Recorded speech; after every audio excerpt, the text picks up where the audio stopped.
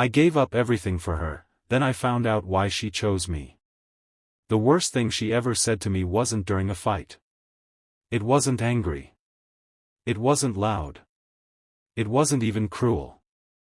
She said it calmly, almost gently. You were the safest option. I remember nodding like I understood. But inside, something died. I met Emily when my life was finally moving forward. New job. New city. New version of me. She was the first person who made that new life feel real. We met at a small cafe near my office. She was reading, headphones on, completely unaware of the world. When I asked if the seat across from her was free, she looked up and smiled like she already knew me. Sure, she said. I was getting tired of being alone anyway. That sentence should have warned me. We talked for hours that first day. About childhood.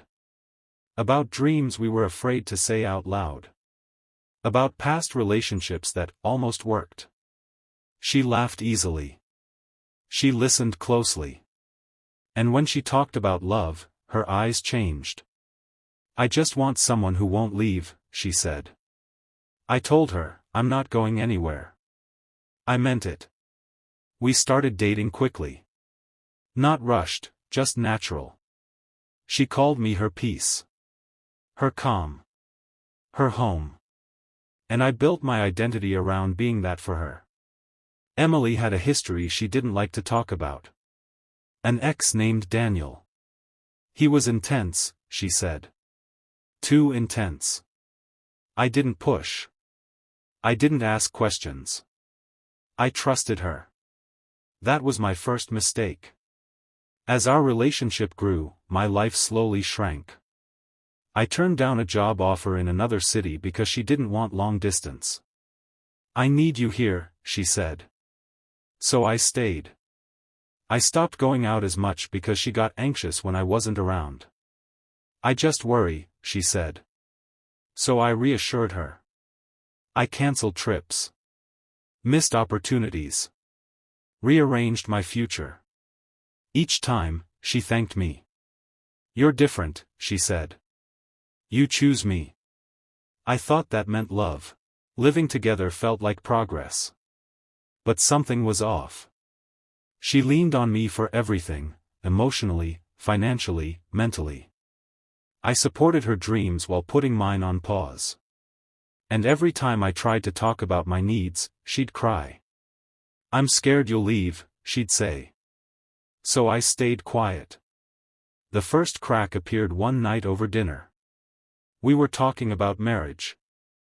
I said, I want a partner who chooses me, not just needs me. She froze. Then laughed nervously.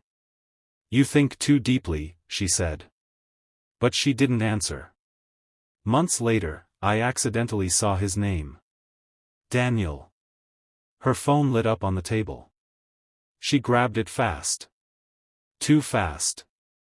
That night, I asked her directly. Are you talking to him? She hesitated. Then nodded. Just occasionally, she said. He checks in. My stomach dropped. Why didn't you tell me? I didn't think it mattered. But it did. From that moment, everything made sense. The emotional distance. The sudden mood swings. The nights she felt confused. She wasn't torn between us.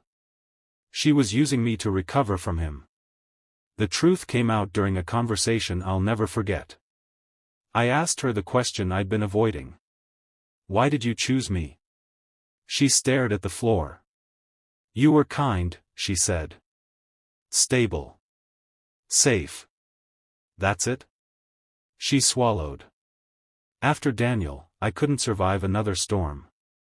I realized something terrifying. She didn't love me for who I was. She loved what I could protect her from. The breaking point came when she admitted something else. If he had been healthy, I don't know if I would have been ready for you. Ready. Like I was a backup plan. I packed my things that night. She cried. begged. Promise to change. I can choose you now, she said. But that's not how love works. Leaving was the hardest thing I've ever done. Not because I didn't love her, but because I finally loved myself more. Months later, I found out she went back to him. Then broke again. Then reached out to me. I miss how safe I felt, she wrote. I didn't reply. Final reflection. Love should never require you to disappear. If someone chooses you because you're safe, but not because they truly want you, then staying will slowly destroy who you are. Sometimes, walking away isn't losing love.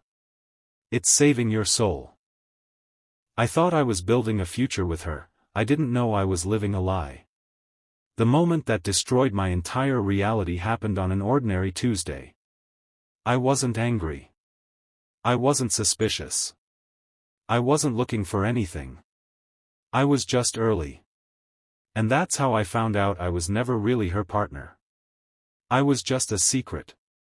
I met Laura 3 years ago, right after a breakup that left me hollow. I wasn't searching for love.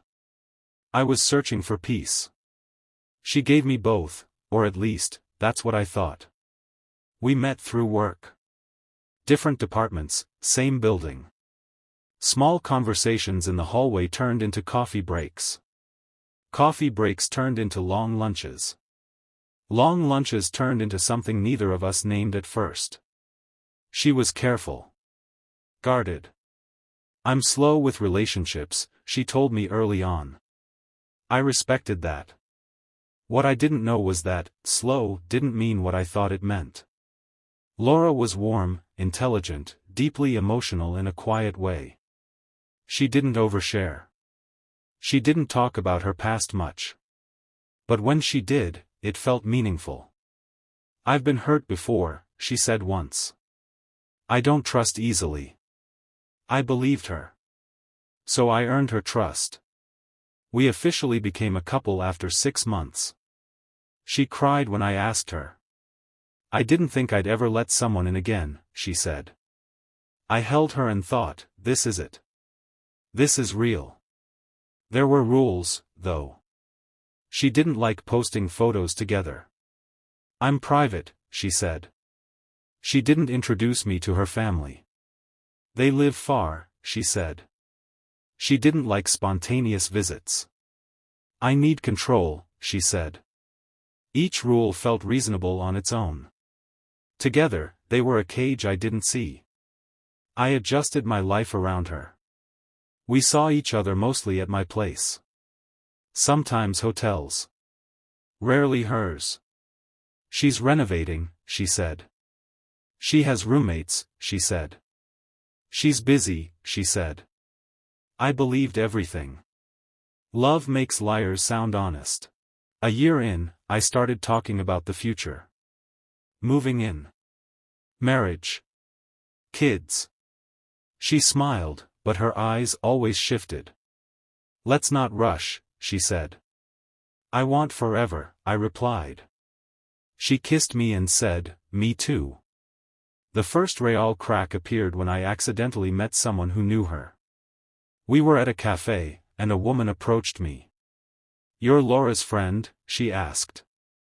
I smiled. Her boyfriend. The woman froze. Oh, she said. I didn't know. Neither did I, not really. That night, I asked Laura about it. She's just confused, Laura said quickly. People misunderstand things. Something about her tone felt rehearsed. The lies started slipping after that. Small contradictions. Different timelines. Stories that didn't match. But every time I questioned her, she turned emotional. Why don't you trust me? Everyone leaves eventually. I thought you were different. So I doubted myself instead. The truth revealed itself slowly, until it exploded all at once. It was our 2nd anniversary. She said she had to work late. I decided to surprise her. Worst decision of my life. I arrived at her address for the first time. The door opened. A man stood there. Confused. Behind him, Laura. Holding a child. The silence was unbearable. She went pale. The man looked at me and said, "Who are you?" I couldn't speak. Laura whispered my name. Not lovingly. Panicked. Everything came out in fragments. He was her husband. They weren't divorced. They were on a break. The child was theirs. I wasn't a boyfriend. I was an escape. She cried. Apologized. Begged. "I didn't plan this," she said. "I loved you," she said. "I needed something that felt like mine," she said. I felt sick. 3 years. 3 years of lies. I was never the future. I was the pause button. Walking away felt unreal. Like leaving a life that never existed, she texted for months. "I miss you. I ruined everything. I don't know who I am without you." I didn't reply. Healing wasn't fast. I questioned everything. My judgment. My worth. My ability to trust. But slowly, something became clear. I didn't lose love. I lost an illusion. And illusions are expensive. Final reflection. Some people don't fall in love with you. They hide inside you while running from their truth. And the most painful lesson of all is this. If someone won't let you fully into their life, it's because you were never meant to stay.